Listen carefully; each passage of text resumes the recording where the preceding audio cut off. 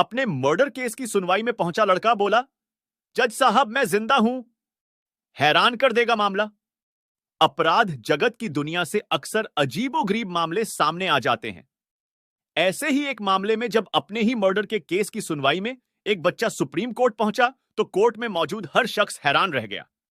Supreme court से एक हैरान करने वाला मामला सामने आया है, जहां अपने ही मर्डर केस की सुनवाई में एक बच्चा अदालत पहुंचा तो लोग दंग रह गए।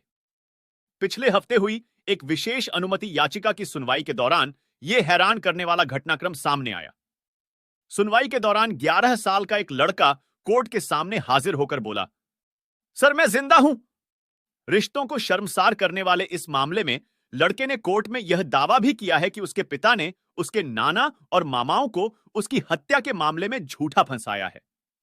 सुप्रीम कोर्ट ने दी यह व्यवस्था जारी हुए दिशा निर्देश टीआई की एक रिपोर्ट के मुताबिक यह मामला पीलीभीत जिले का है। इस याचिका स्वीकार करते हुए सुप्रीम कोर्ट ने कहा कि अगले आदेश तक याचिकाकर्ताओं के खिलाफ कोई कदम नहीं उठाया जाएगा। इस मामले की अगली सुनवाई जनवरी 2024 यानी नए साल में होगी। इसके साथ ही कोर्ट ने इस हैरतअंगेज केस में यूपी सरकार, पीलीभीत के एसपी और न्यूरिया थाना प्रभारी को भी नोटिस जारी किया है। हैरान कर देगा मामला। याचिकाकर्ता के वकील के मुताबिक बच्चे का पिता दहेज के लिए उसकी मां को बेरहमी से पीटता था। इस बच्चे के पेरेंट्स की शादी 2010 में हुई थी। घरेलू झगड़े बढ़ने लगे थे। मार्च 2013 में पिटाई के कारण उसकी मां को गंभीर चोट आई थी।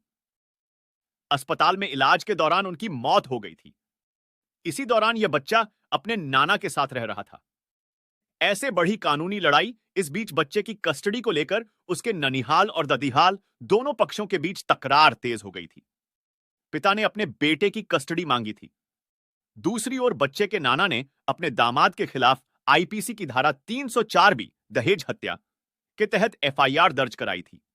यानी दोनों पक्षों ने एक दूसरे के खिलाफ मुकदमे लिखाए थे। जिसके बाद 2023 की शुरुआत में बच्चे के पिता ने उसके नाना और 4 मामाओं पर बच्चे के मर्डर का केस दर्ज कराया था।